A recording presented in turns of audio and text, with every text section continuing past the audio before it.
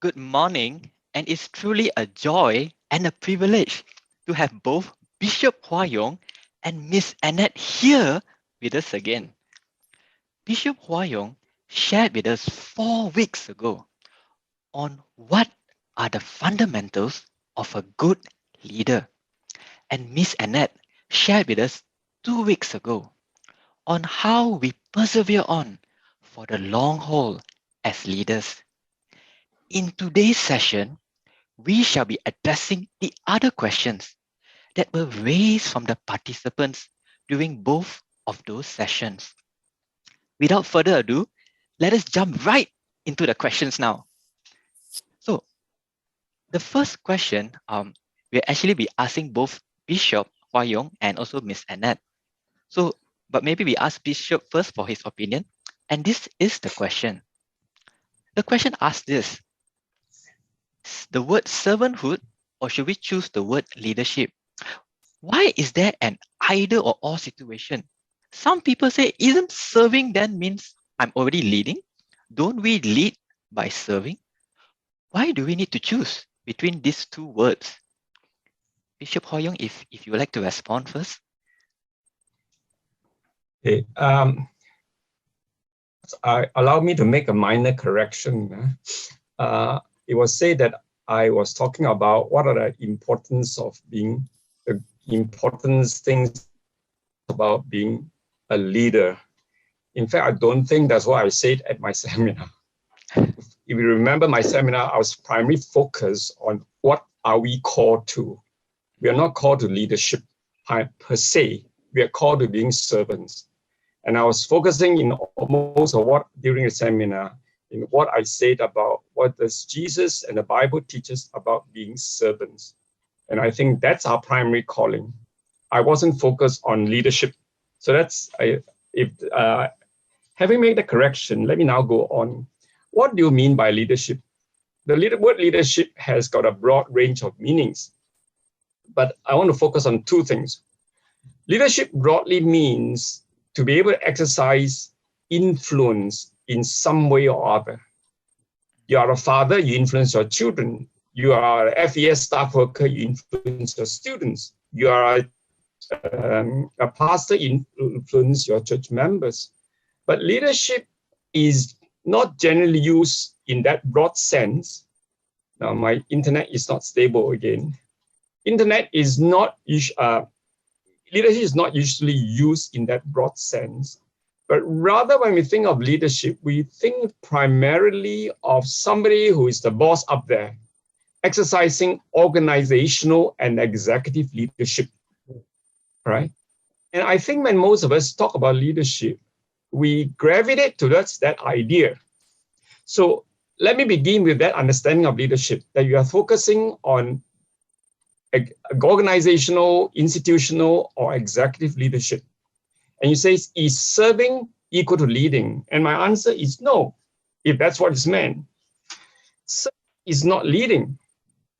You go to church, you're expected, if you really want to serve, you need to wash the cups after church fellowship. You need to prepare to sweep the floor. That's not leading, that is serving, right? You need to prepare to take the minutes of a meeting, right? So serving is not necessarily leading. Serving is serving, period. But leading, properly done, must be done in a spirit of serving. You get that clear? Serving is not leading in the institutional, in the organizational, in the executive sense. All right. But if you are leading as in an executive or an organizational sense, and if you are doing it properly, as Jesus was us doing, as the New Testament teachers are doing, then it is a form of service to the church, right? So we need to make a distinction. We don't lead by serving, all right? Now, so my point is this, that when I raise this question of leadership or servanthood, when I raise this question, is that most of us, because of the way the world around us think, and because of the way we are brought up, we don't realize that we are actually, many of us, especially because we've gone to university, we have done well, etc., etc. Most of us are driven by ambition without realizing it. Let's be honest about it. If you look at your heart, every one of us in some way is driven by ambition.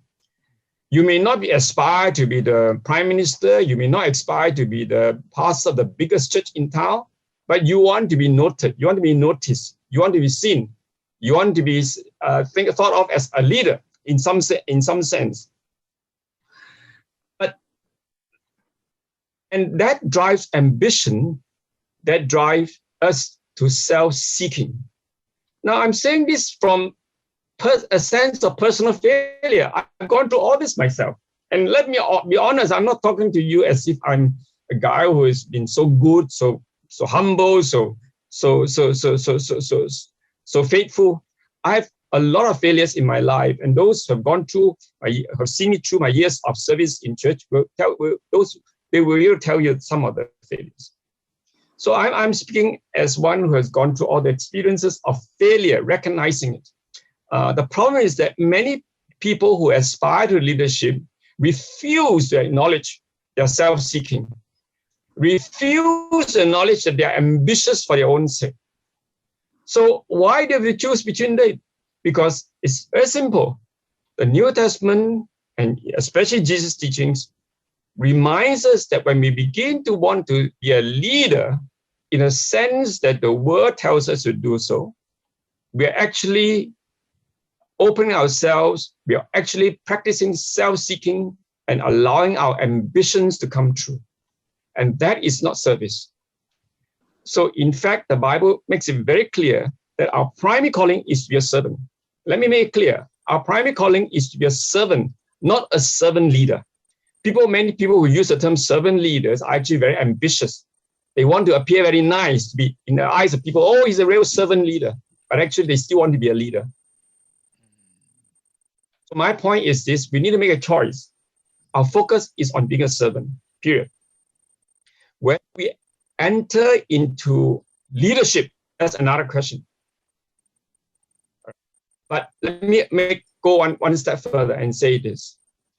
If we begin to truly live as a servant, invariably, our life will begin to impact other people's lives. Invariably. And you find that that's when people will sense in our life leadership impact. I don't want to go into that now. All right. To you, Annette. Thank you, Bishop. Let me just add a few more things, but I find it so interesting to see that topic, servanthood or leadership. And I came across, interestingly enough, a book with the same title, written by the person who is addressing you right now. And I think you will find an in-depth answer from that book. But let me just add, when we talk about leadership or servanthood, for me, it is the destination at the end of it that matters. Who are we serving? Whose glory are we talking about? What is the intent and the ambition behind it?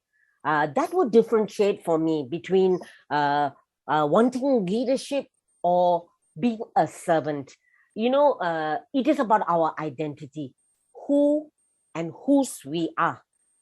You know, so for me, the most important question is the identity question. We are doulos, the bond servants. We have a master and Lord whose glory we seek to usher in or to display through the living of our lives. You know, the world's view of servanthood is that being a servant is like being a doormat, weak, and, you know, people will step on you. And so everyone wants to be a leader because in leadership, you prove yourself.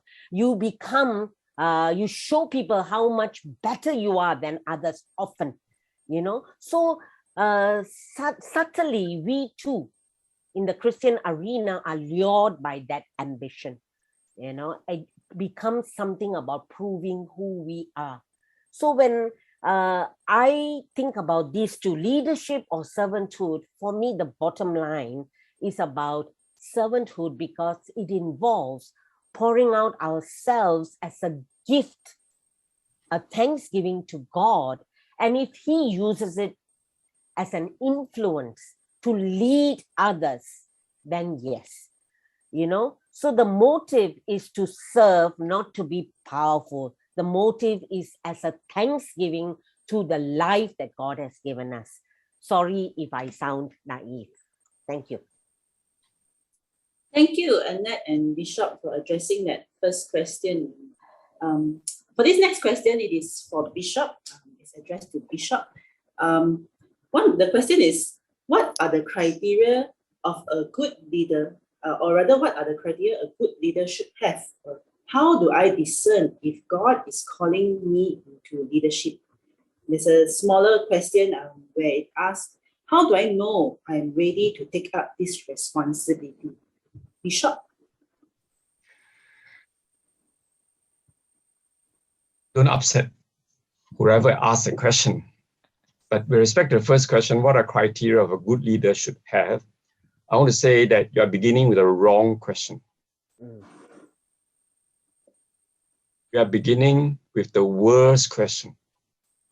The question that the world, based on the agenda the world sets for us. The world is telling us through the MBA programs, through your university studies, through your the books that you read. Most of the books in a Christian book room, by the way, on leadership have all been seduced by the world standards, right? You are beginning, what are the criteria of a good leader? So you get books like 7 qualities of a good leader, etc. That's a wrong question. The right question is, are we willing to be a true servant to others? How much are we willing to be a true servant of God and to Christ and to others? You see, I can never get away from this fundamental statement that Jesus made to the disciples. In the story of James and John going to ask Jesus for the plum jobs in the cabinet when he becomes the king in Jerusalem, Mark chapter 10, verse 43 to 45. Let me read this to you. But it shall not be so among you, Jesus said. Whoever will be great among you must be your servant. Whoever will be the first among you must be slave of all. For even the Son of Man came not to be served, but to serve and to give his life as a ransom for many. That is a primary definition of our calling in the kingdom of God. You cannot run away from that, right? Anybody who tries to run away from it is to turn your eye to blind ourselves to what the Bible is saying. What we see here, and right in the New Testament, you see this.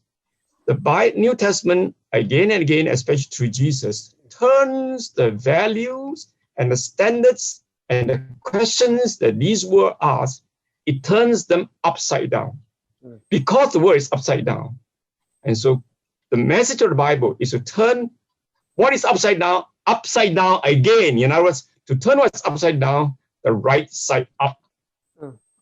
And so the criteria, therefore, that we have to ask you, how much are we willing to be a servant, right? To be last, to die to self. These are the questions that the Bible asks of us. Not what are the qualities of a good leader. Right? You want to ask me, what are the qualities of criteria of a good leader in the kingdom of God? Well, to be last, to be servant, to die to self. Those are the good qualities. Now, I know some people won't like that, but that is what it is. So then that leads to the second question. How do I discern if God is calling me into leadership? And I'm saying again, I've been asked, this question put in this way implies a certain ambition for it. I want to be a leader. How do I know I'm ready to be a leader? That sort of thing.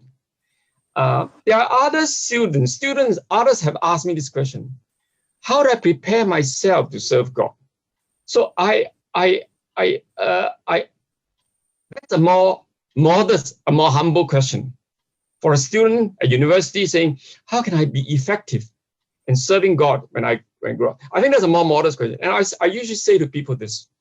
I say, don't think about how you prepare yourself to be a good servant in 20 years' time. Ask yourself, are you willing to be a servant right now where you are? At a university, working in the FES groups, being friends to students. I can still remember the time when, right near exam, when a fellow student who needed help for her understanding of chemistry came to ask me a question. And I think back to my shame that I gave her the quickest answer because I didn't want to waste my time trying to explain things to her. Because exam time, everybody was rushing. Now, that's not being a servant. That's being arrogant and proud. And that's self-seeking. The question that we have, therefore, to ask is, if you want to be of usefulness to God 20 years' time, don't say, what are the steps I need to take? What must I do now? 1, 2, 3, 4, 5 to be a good leader in 20 years' time? The question is, God is saying, are you willing to serve me right now, where you are? Thank you. Are you willing to serve Him where we are right now? And the next question this person asks is, what if I am content to just serve where I am instead of being thrust into leadership, in spite of encouragement from others to take up responsibility as a leader? And the sub-question to that is, how should I respond? Or what should I do about this? Bishop. It was Annette's turn, but Nope. You know, in life, to be honest, I'm caught in a situation right now which the question poses. I've got things, my hands full, but right now I'm being asked to do something else. And I don't know what I'm asking, Lord, I need your help here. And I think this, if you're really wanting to serve God, you find yourself caught in these sort of situations all the time until the day you die. And there'll be times when you're happy where you are serving the Lord and you are genuinely seeking to serve the Lord. But somebody comes and says, look, there's a need here. Can you please come? Now, the truth is this, when you really actively serve the Lord, and when you serve God faithfully with a servant's heart, people are not blind. People see. If you're a guy who's always striving to become number one, people also get fed up. You're a guy who's willing to do the dirty work and yet take tough decisions, do the hard work to make a project a success for everybody and a blessing to everybody. People also see. And it's oftentimes when after people have seen it, when there's a real tough job facing them, they say, hey, brother, sister, we need your help. And I think there are times when you, as Christians, we strive to be servants.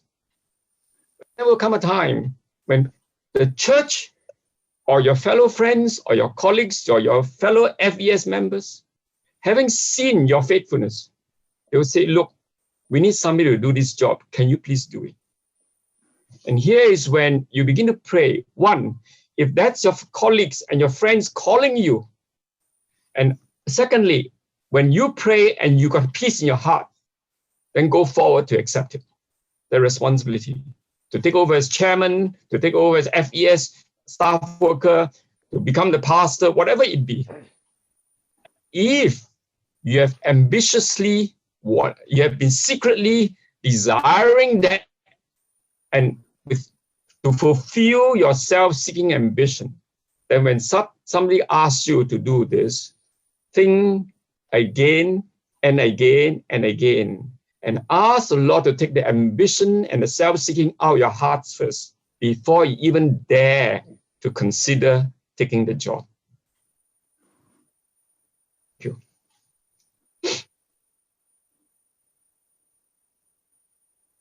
Thank you, Bishop, for the response.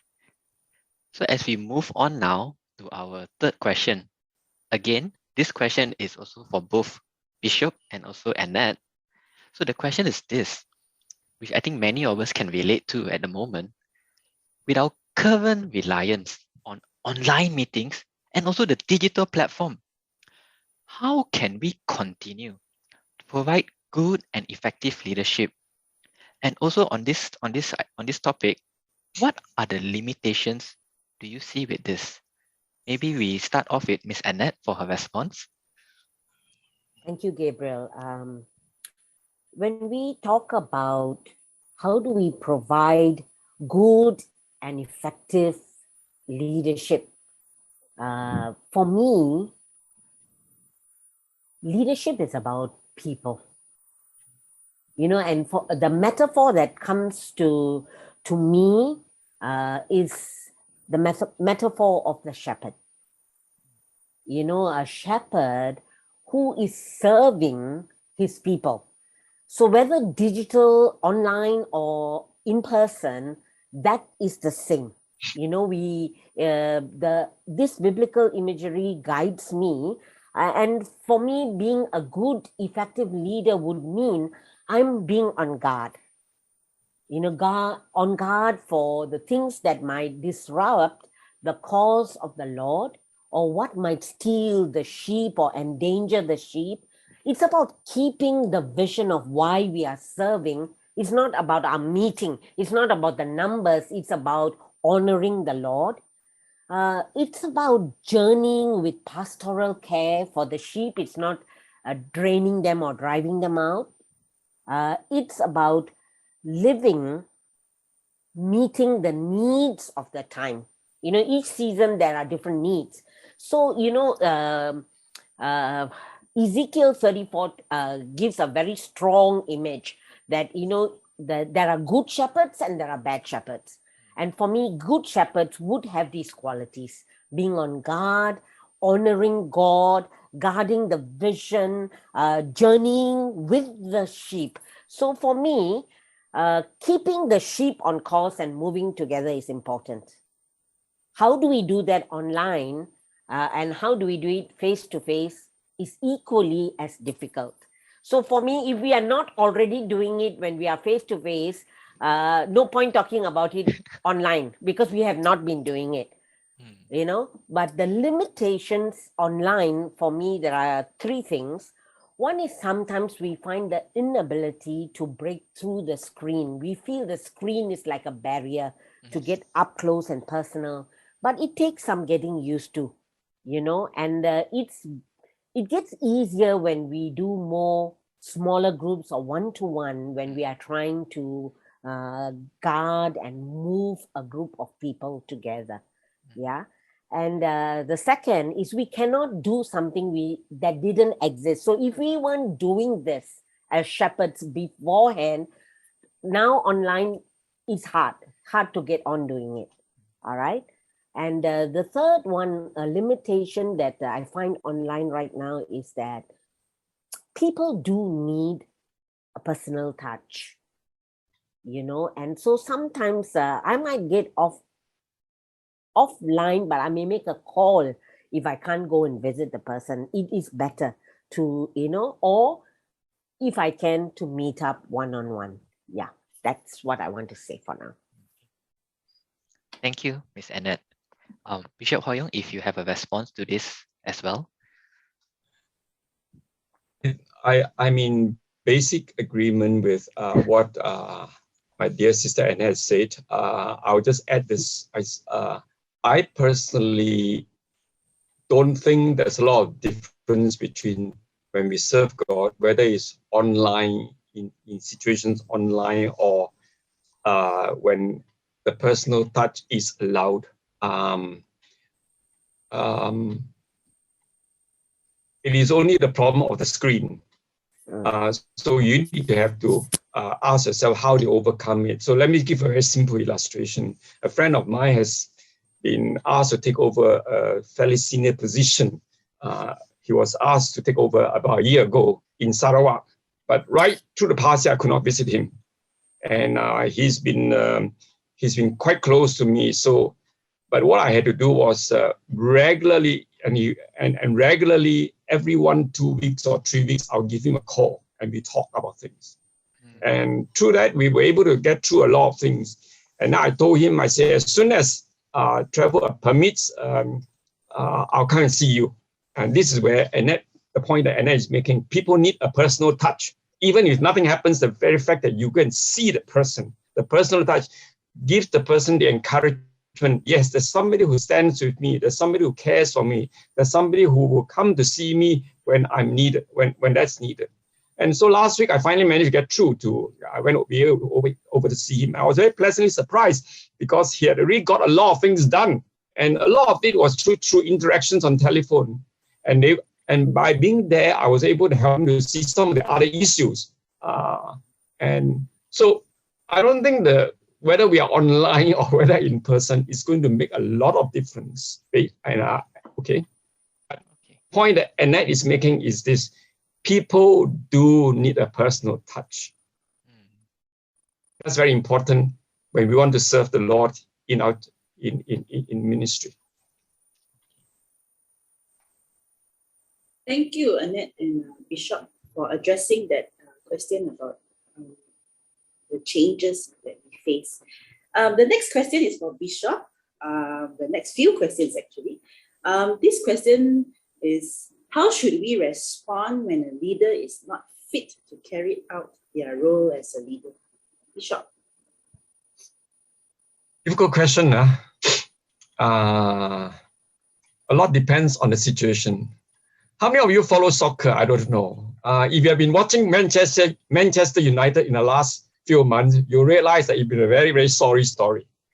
Especially, I feel very sorry for the coach who was manager, who was Ole Sosia, was finally asked to leave.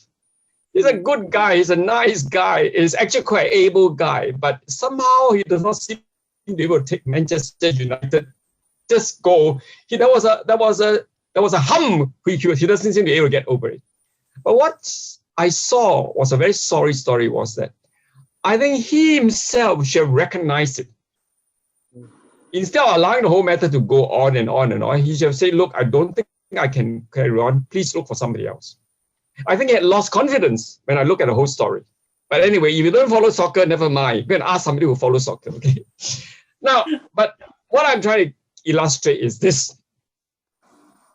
There are some people who have been asked to do a job for which they are not fully equipped. Maybe giving Ole Sosia another 5 years, he'll become a very successful coach of Manchester United.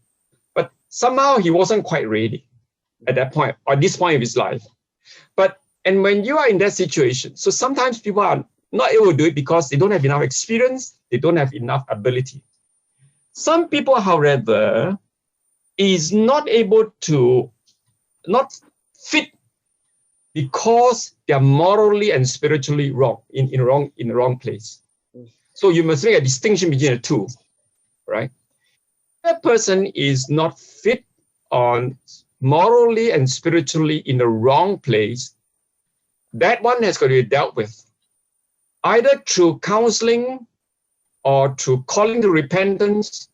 And in the worst situation, the people responsible who holds him accountable may have to discipline him and ask him to quit. That's a job that sometimes needs to be done. What I noticed in Malaysia and in Asia as a whole, everybody don't want to be the bad guy. And I've seen cases where people in leadership are not willing to exercise their disciplinary authority to remove somebody. So my first point is this: for those who are morally and spiritually in the wrong place, first, we need to exercise the pastoral, we need to meet them pastorally, see what we can do to help them. But if there's no response, if there's a stubbornness, then in the end, you might exercise discipline. That's the first comment.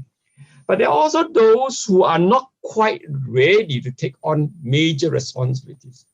And sometimes people are promoted beyond their abilities. And it may be at that point that you may have to say to that person, you step out aside for a moment, you watch how others do it, wait for 3, 4 years. When you're more ready, you can come back to the job. For example, we know of cases like a pastor wants to run a whole church, but he may not be a good person to run the church because he lacks the ability, but he may be a first-rate assistant pastor. You understand me or not? So a first-rate assistant pastor, if you promote him to be a pastor in charge, he'll make a mess of the church. So sometimes each of us, on the one hand, we need to recognize what our capabilities, our gifting is. On the other hand, those of us in responsibility with oversight must also recognize whether a person is ready for a certain task. And we must deal with the issues and the problems in a pastoral way, in a way that eventually helps a person to grow, just in ability and capability, but above all, morally and spiritually.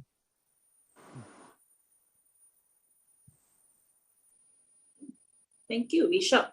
The next question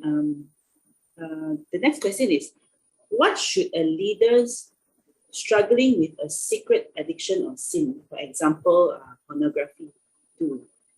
Should he step aside or continue leading while dealing with the sin? Want to know the truth? Yeah. I think almost all of us struggle with secret addictions and sin. If I ask anybody who's listening, do you have any secret addiction or sin? I can bet you over 90% would have to admit quietly that something is wrong inside that they've been struggling with. Some secret addictions and sins, like pornography, is very serious. Some even more serious, having sexual affairs outside, all right? Or even worse. Some may be perpetual liars without wanting to admit it, right? Some may be all sucked into watching Korean dramas all the time, addicted to it. You follow me or not? Every one of us, almost every one of us, are addicted, have some secret addiction or sin. There's none of us who have, very few of us are free from it. So that's the first thing I want to say. So secondly, therefore, is how do we deal with it? I think you got to be, the first thing is to be willing to recognize that you and I have secret addictions and sins. It's a matter of degree, not a difference in quality. Right? So in some cases, we may need to encourage a person to step aside. If it's a very serious thing, it's going to affect his ministry. For example, if a prayer leader comes to me and says he's supposed to be in charge of intercessory prayer, he's supposed to be leading it in holiness of life, but he's struggling terribly with sexual sin, I would say to him, I think it's good for you to step aside because your sin is actually hindering the flow of the Spirit. But others may be struggling with other sins which are less serious, although less serious is, I put in inverted commas, because all sin is serious, okay? But if you are struggling with certain things, we may say, look, we need to exercise discipline, and we may need to go through a period of counseling, etc.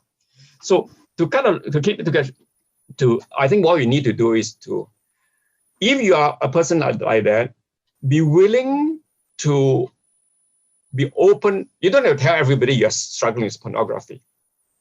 Go and talk to one or two trusted persons, like your struggles, and then begin to put in place a process whereby you seek to move and grow. But in certain situations, if a person is struggling with sin and is very serious and cannot be dealt with immediately, you may need to ask the person to step aside temporarily until the issue is resolved.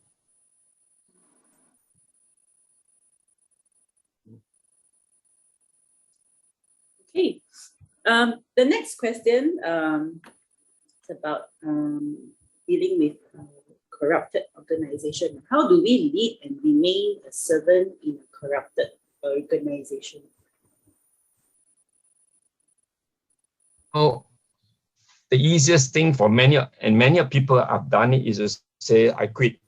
I don't want, these people are bad and evil. I don't want to have my hands tainted. I don't want to dirty my hands. If everybody in the Bible did it, you find that you probably won't have a Bible left. The prophets who preach in a time when Israelite religion was pure. The prophet existed simply because Israelite religion was always in danger of going on a spiritual decline. Many prophets work within a context of terrible spiritual decline. Think about Joseph and Daniel. They working under a government who was not corrupt, so clean, so pure. Or were they working under a government who was sucked into money, sex, power? You got my answer. You got the answer that is clear. So the question therefore is, how do you cannot get, as Paul says, you cannot get out of the world because you are in it. But you can live your life as one who is not of this world. That's a tough part. Now, the one I can give you a whole list of things to do, but the best way to deal with that sort of things, recognizing one, are you living in a situation now? So let me put it again.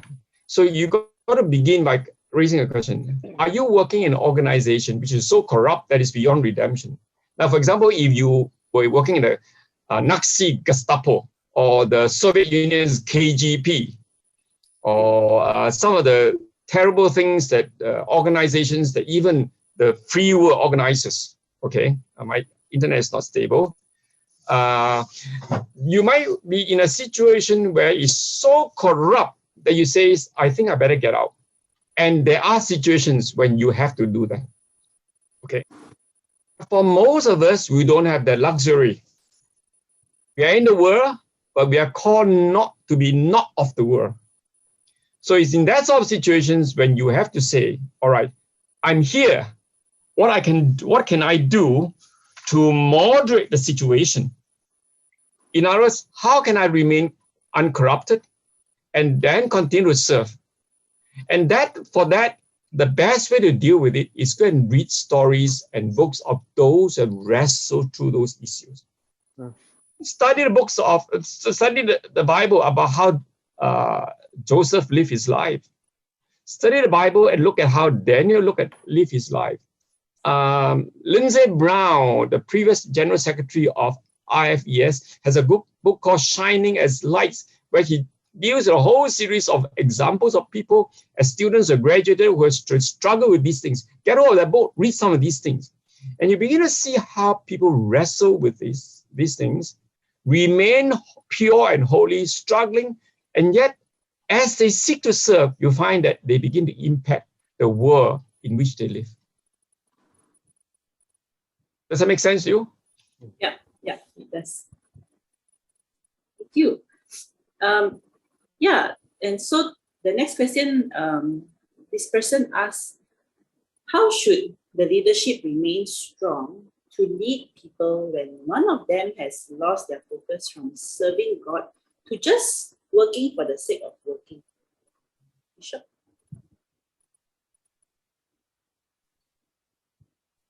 I think many of us in Malaysia and in the Malaysian church don't realize that much of the Malaysian church is sucked into what I call activism. Activity after activity after activity. Now, I don't know about your church, but I sometimes tell my fellow Methodist members, I say, look, you watch it, this year, your church, our church, the whole Methodist English-speaking church will organize a seminar about discipleship. Next year, they'll organize another seminar about family life. And next year, they'll organize another seminar on evangelism. Now, they have not even assimilated and put in practice the lessons learned in the first seminar. They're running the second seminar. And by the time they're going to go to the third seminar, by the time they come to the third seminar, they've forgotten everything about it taught in the first seminar. You understand what the point I'm making? That most of our churches are actually functioning like this. We're jumping from activity to activity. Because if you don't run activities, they say, Pastor, how come you're not doing your job? Right? So you might say, Annette, how come or you say Kim Cheng or David, how come you're not doing your job in FES, you know? I think we need to get out of that focus of activism and to learn to lead our people to be able to focus waiting on God, listening to Him, on worshiping Him, and just doing what He calls us to do. Again, as I say to you, I too have been caught up in activism. And there's too much of it in the Malaysian context. So we need to remind our pastors, our staff workers, our fellow church people, don't work just for the sake of working. Focus is always on God. What He calls us to do, because a lot of times you are doing things which God does not tell us to do. And in the end, when you look back at it, it's a waste of time. When you do that which God calls you to do, you quietly, gradually have the impact for the kingdom of God that you and I long for. So it's not just one of the Pearson who have lost their focus. It is the fact that all of us are in danger of losing their focus. And constantly, we need to call each other back. What are we here for? Is it just to run activities for FES? Is it to teach our people to know the Bible, to read, to listen to God, speak to Him in prayer, to be able to help others grow? These are the things that we need to ask ourselves constantly. Okay, thank you. One last question for Bishop, and then we'll move. This is about submission. We are asked to obey leaders, whether Christians or non-Christians, as it is God who put them there. So what can we do when we disagree with them? How can we pray? Sure. At least the question begins with, yes, the first thing is to pray. How can we pray? The first thing is to pray for the person, right? And trust that God will use prayer and to minister to that person. We talk about prayer too little. So how can we pray? It's a good place to start. But the second thing that you can do is to learn to speak respectfully.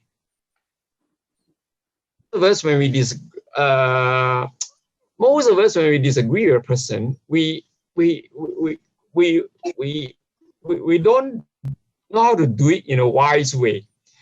Oftentimes, I find with us Asians is that we allow our anger, our frustration to build up until finally one day we explode, you know, and then things become irreparable. Why can't we ask the Lord to give us grace to be able to speak respectfully and say, look, I'm sorry, I know you are doing this. I know you think that it's right, but I think it's wrong. And I'll give you the reason. Let us speak respectfully. But you must do it in such a way that you recognize his authority. If he's a pastor, you have to give him the respect as a pastor. If he's an FES staff worker, you got to give him the respect as an FES staff worker. If he's a leader in the church, you got to give him that respect. Learn to accept his or her authority and give him the respect for it. One of the things I never did, I had a standing policy. I'll tell a leader whom, and I've said very honestly to that person, I say, I think you're wrong and I disagree, but I respect the decision. But I always do it privately. I make it a point never to tell a leader that I think you're wrong and the reasons are wrong, and do it publicly, because in the end, that person might be offended or even shamed in front of others. Yeah, so I never do that. So I've tried, although I don't think I've always succeeded, is that I avoid challenging a leader publicly as much as possible, except in the extreme conditions, okay? So you do that. And secondly, you work when you are there, having accepted, even if the leader is making a wrong decision, you say that's what you want. You can do it, not to undermine the leader. Some people, what do they say? Or the leader says this, behind your scenes, you undermine the person. That is the wrong thing to do also, right? You do not undermine a leader's decision. What you have to do is to say, okay, he wants this. How can I do it in such a way that some more serious and negative implications can be moderated? You act in such a way that you make sure that that it doesn't negatively affect others too strongly, right? And the other thing that you need to do is to you prove yourself in your faithfulness. Whatever job is given to you, you do it well. And then you find that in the end, those who need you will come back to you. One of the questions, let me give a simple illustration in the public. One of the questions, for example, I once asked a friend who was working about 20 years ago. He was doing a lot of work in China, and he was having a reasonably successful business in China. And many people were, as you know, in China business, you have to use what you call 关系, your relationship, which often means money. You got to give some money or some favor somewhere. So I say, how to handle it? He said, I never pay money for corruption, but I'll always do my job thoroughly and do it well.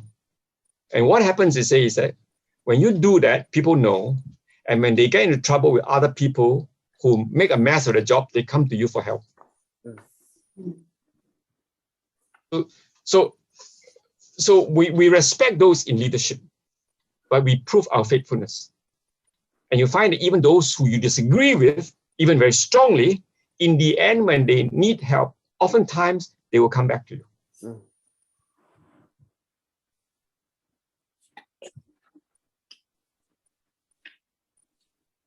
Thank you, Bishop, for your response and all.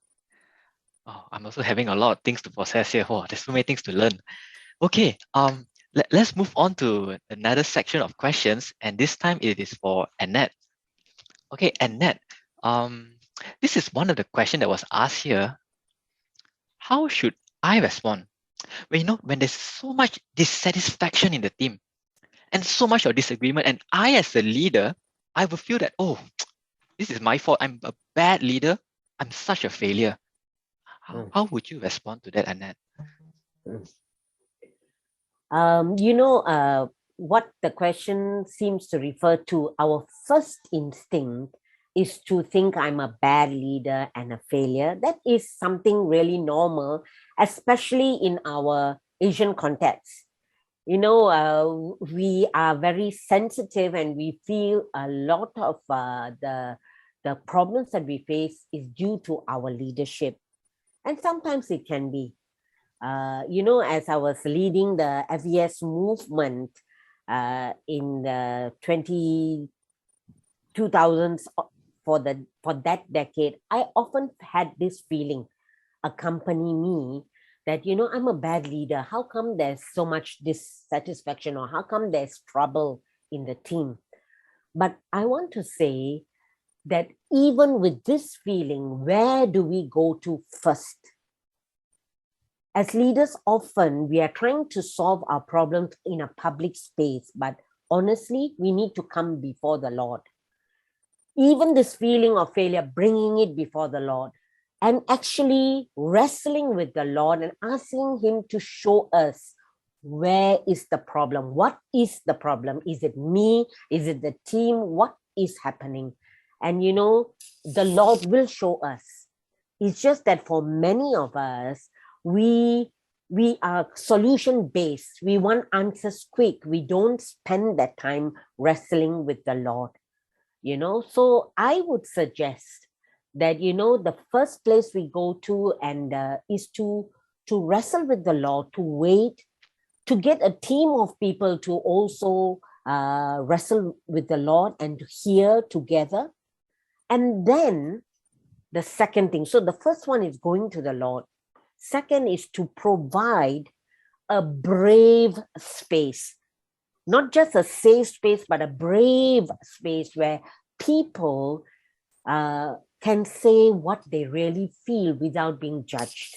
Get your team to talk, and help them to know they're not going to be penalized for talking. Hear all the dissatisfaction without giving answers, but just holding it and then going back and hearing again from the Lord. After that, after number 2, the brave space, and then going back to the Lord, I would suggest that we actually revisit why we are here. Our vision. What are we doing? Why are we serving the Lord in this place? If it's a CF, if it's a church, if it's FES, why we are here, and how is this actually hindering us, and what do we need to do about it? All right. And address each dissatisfaction. But ultimately, as a team, we need to renew our commitment to God, because often dissatisfaction waters down our commitment to God. It waters down our commitment to the cause or the mission, and it waters down our commitment to one another. So, personally and as a team, we need to come before the Lord and allow these walls to come down. Sometimes it would mean forgiveness. Sometimes it would mean to confront honestly. But these 4 aspects, coming before the Lord, providing that brave space to honestly speak, to revisit why we are here, the vision, the mission, and to renew again our commitment and to put away the things that are causing the walls. Yeah, that is what I would say I learned from my tenure as a leader. Thank you, Annette, for your own experience of how you have went through yourself. The next question is about this. So how, as a leader, do I deal with my followers or my subordinates who lack commitment? Because every time I always hear this, everything relies on the leader and it falls back on me. So how do I deal with this? Okay, I hope you saw me cringing when I heard you say the word subordinates, because we serve together, and often when we see lack of commitment, we are very quick to judge. We are quick to look at that person and see, oh, there's a lack.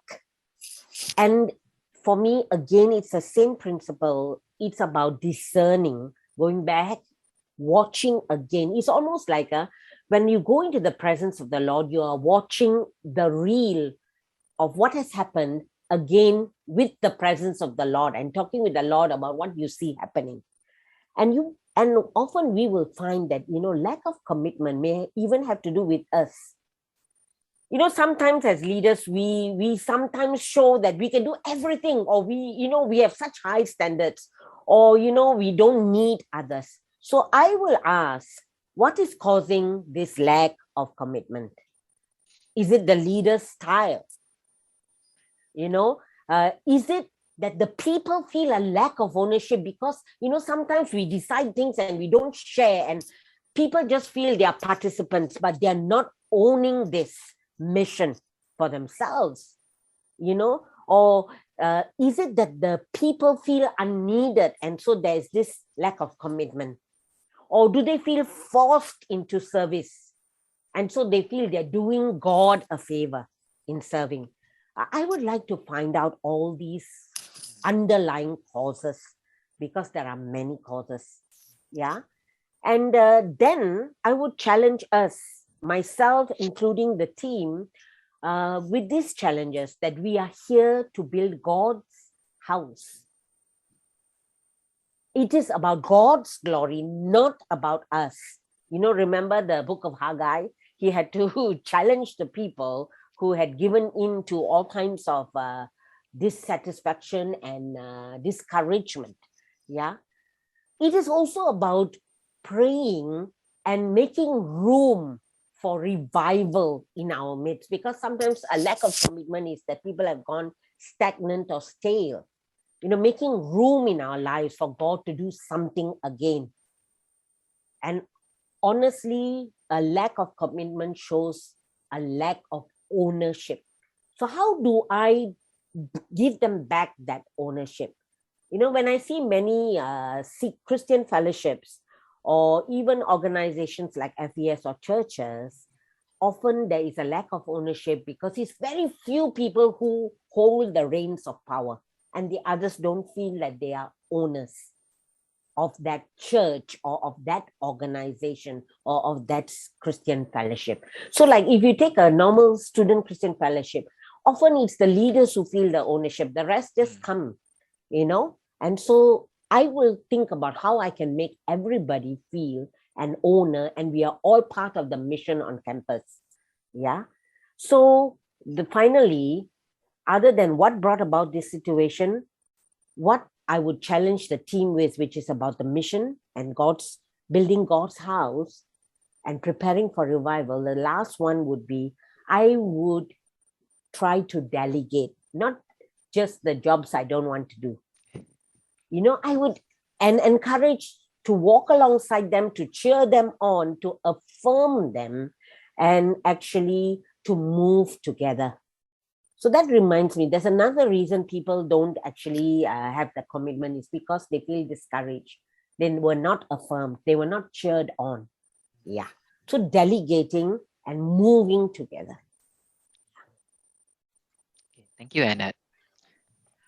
Another question.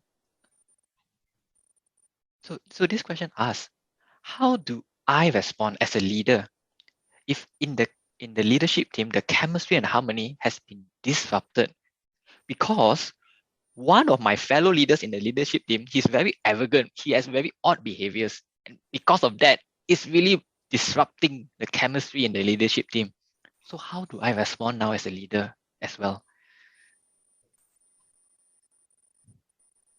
Chemistry, you talk about chemistry and harmony.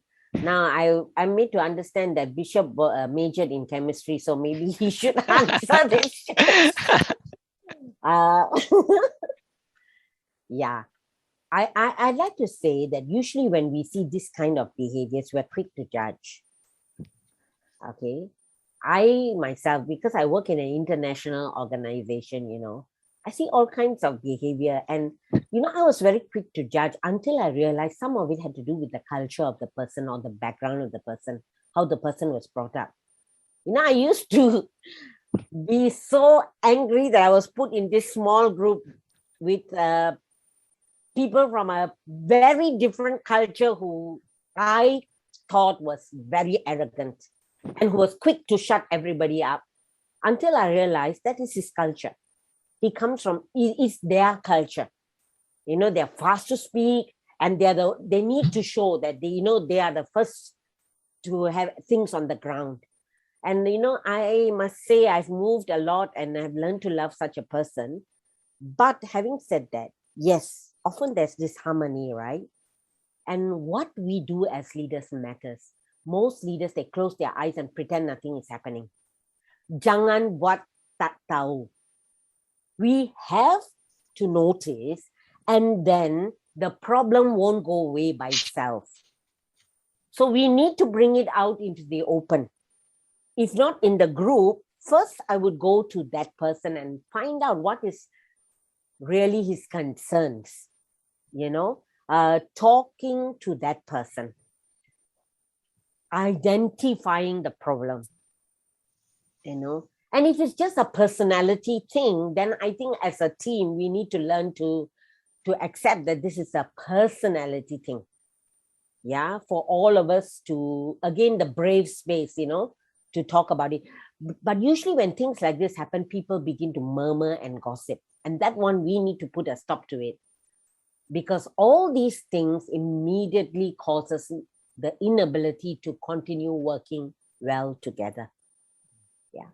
Sometimes if really there has been offense or hurt, we need to talk about forgiveness and working with each other. You know, usually in the Christian circles, we don't talk about these things, even one-on-one.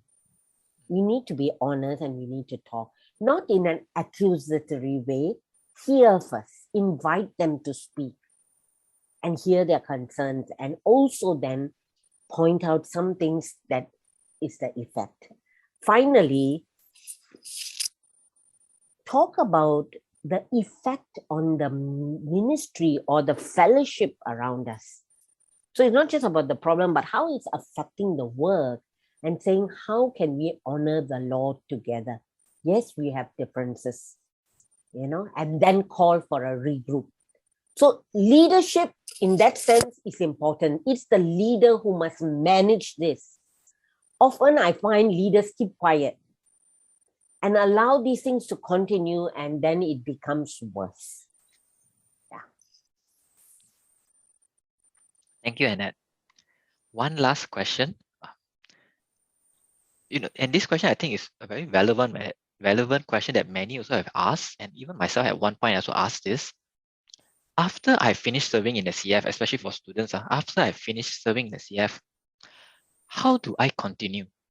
How do I continue this lifelong adventure of serving when I start working and settle down in the church? Because I don't find myself as a leader there anymore, because my time in CF is over. But how do I continue this lifelong adventure of serving, even when I start working or even when I settle down in the church?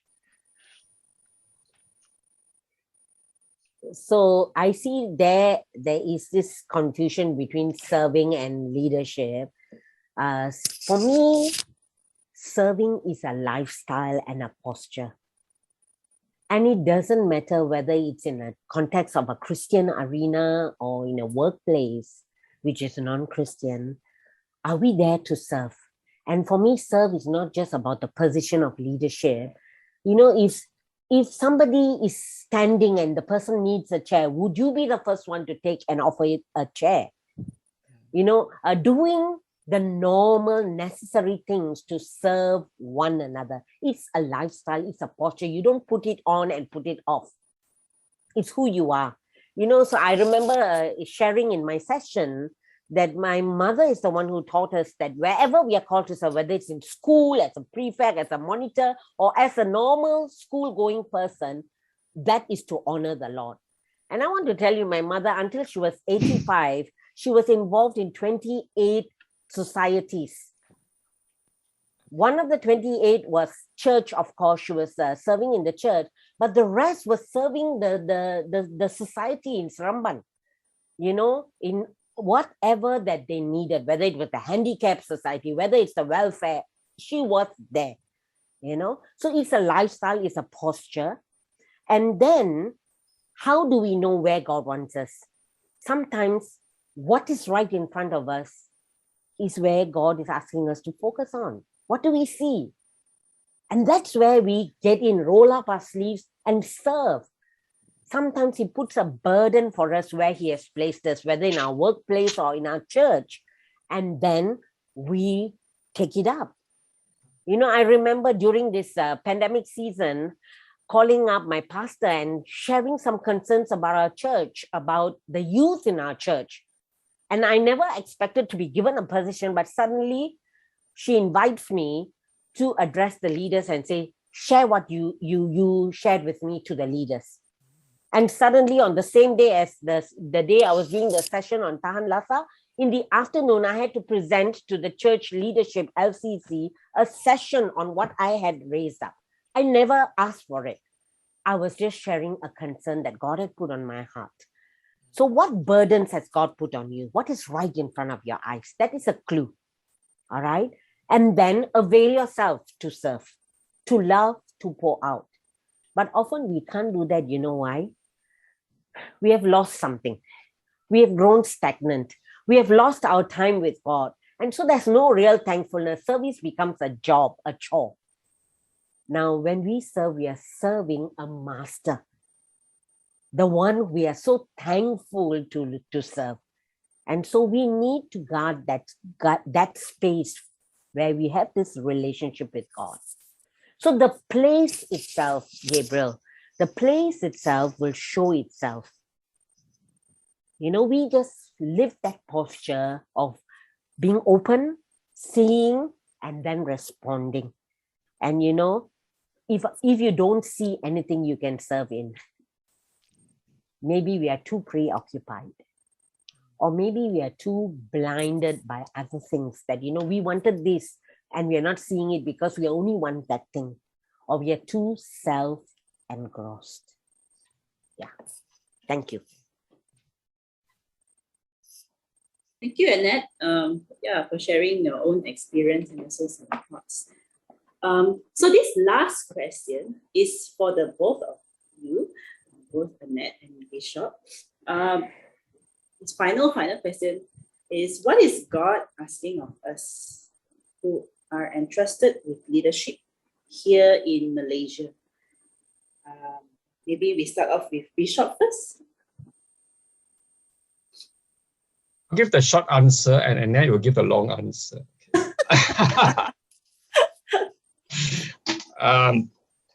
Okay. It's a tough question. So many needs in the country, in the nation at the moment. And there's so many needs in the church at the moment.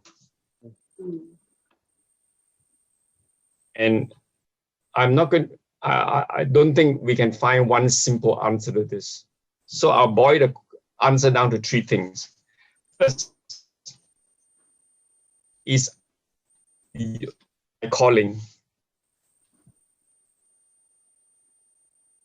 If like for example, there's a lot of people like Yo Bi-in, Hannah Yo, Baru Bien, and my friend, other friends who serving God in the area of politics. Again, my internet is not stable, so I'm going to have to turn off my. Okay, for them, God has placed that upon their heart. There's some of our friends who are working in the universities, academic field, exercising intellectual influence in our culture. There are friends of mine who are working in a business, who are doing God's work there. They're earning money, they are doing good work in business, they're using that money to help the work of the church. So each of us must be clear about what my priority is. If it's not my priority, you want to try to do everything, you'll kill yourself. If it's not your priority, you'll make a mess of things. Right? So the first question that you have to ask is, okay, God has trained me on this task. What are my priorities? What does the Lord want me to do now? And after some years, I also believe that God does give to us a call to a lifelong task. What is the ultimate goal that God wants you to achieve? Right? Something that He wants you to live. Your life is where you will make impact. You know what I mean? It may be in one area, it may be a few areas, but God is calling you. So each of us must work through our priority and our calling. That's the first question. Okay. Right. Now for me, for example, the Lord has called me in the ministry, and that's where I focus on. And I will focus on those areas in relation. That's the first thing. Secondly, having answered the question of in my own life about that God is calling me to the area of ministry, what is my job? At one point, the Lord told me, get on with the theological education. Right? Because the church, the Methodist church, the mainline churches were all influenced by liberal theology coming out of the West. And the Lord said, this is the battle that must be fought in this country. And so the early stage of my life, this was where I was fighting. You know what I mean? No? Then without my wanting it, I was called into a position of leadership within the Methodist church. Again, this is where the Lord placed me. Now that I'm retired, what the Lord said to me, He says, Fayong, what is the real need? And as I prayed about it, the Lord said to me, 60% of the Malaysian church is made up of the indigenous people. They are the weakest, they are the neediest. Spend the rest of your life focusing on them. Each of us must be clear, what are the areas of greatest need? Of need that God is calling you to. Even, for example, in ministry, there are different jobs that you got to do. If you got a doctor, there are different tasks that you got to do. If you become an engineer, there are different work that you got. If you become a pastor, there are different. Right? So what are the areas of greatest need? And the last point, third point is this. There are many jobs in this world and in the church that everybody wants to do. There are some jobs that nobody wants to do, or very few people want to do, but God has raised you up to do. Now, don't go and look for the jobs that everybody wants to do, because oftentimes these jobs are what give glamour, what give you success in the eyes of the world, what give you publicity. But there are some jobs where God has prepared you. Nobody wants to do it, but God has trained you for that. That's where your life will become to make impact, because you are responding to God's call. It's a very simple example. Take the life of Mother Teresa. Nobody wanted to go to the poorest of the poor in Calcutta, the worst slums in the world. Some of her fellow Catholics thought that he was crazy. And yet, she responded to God's call, did what nobody else wanted to do, but what God has prepared her to do. That's where God used her to make the impact. And that's a short answer. The long answer by Annette. Over to you, Annette. Thank you, Bishop, for giving me that anchor to then go on to say there are needs everywhere. So God needs men and women in every sector. And Bishop has already showed us that you need to discover what are your priorities and your life calling. But if you ask me, every sector, whether it's politics, whether it is in the marketplace, in the church, God needs men and his men and women in every sector. In places of decay, he needs salt. In places of darkness, he needs light. And we are his salt and light. But too often we are preoccupied serving in the places where everybody wants to serve. And we are too preoccupied keeping people in the church, busy in the church, to serve the church, that we are not in the places that God needs us. So for me, I think we really need to open our eyes, our hearts, and then to hear also the burdens that he has placed upon each of us. Right now, for my morning coffee with God, I'm reading the book of Nehemiah again, because I'm struggling with some things. And, I look at Nehemiah, the first thing he was doing was keeping a ear out for what was happening back home. And as he kept that ear out, God brought some news to him. And with that news, he went onto his knees, wrestling with God. And as he was wrestling with God, he was broken by the things that broke God's heart. Now, all these are part of God shaping his calling in us. And as he was broken and as he was wrestling with God, God invited him to get involved, to go back and rebuild. And when he went back, he first re-examined the ruins. It's not like you go there and you are the hero, the Messiah. You re-examine the ruins, and it's a long way to rebuild. And it's not a lone work. We mobilize people to rebuild together.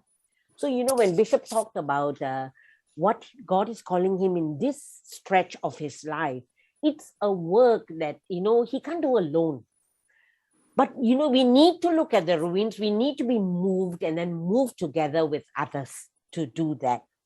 So for me, Nehemiah is somebody who I look up to in the scriptures, and he invites us to long haul leadership, or long haul servanthood, long haul discipleship, where we serve, and it gets discouraging sometimes because we see a lot of debris around us, ruins.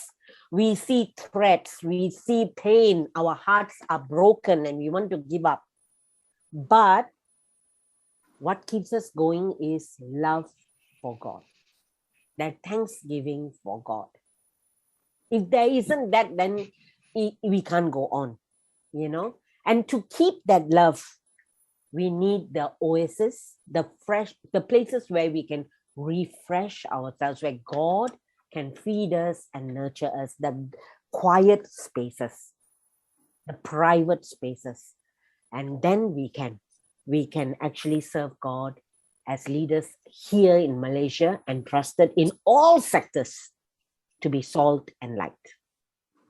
Thank you. Thank you. Thank you so much for addressing these different questions that different ones asked. I think what Annette and Bishop also shared are not just, they didn't just pluck it out from a book, but these are also experiences and also part and parcel of their own lifestyle that they have gone through in the past many years of their lives. And I think these are some things that are worth considering about for those of us who are listening, and maybe something to think through. Yeah. So we want to really thank Bishop and Annette for spending this morning with us, this time to just answer all these questions that we couldn't address during the session. And we are very grateful that they are able to do this. So yeah, thank you very much, Bishop and Annette.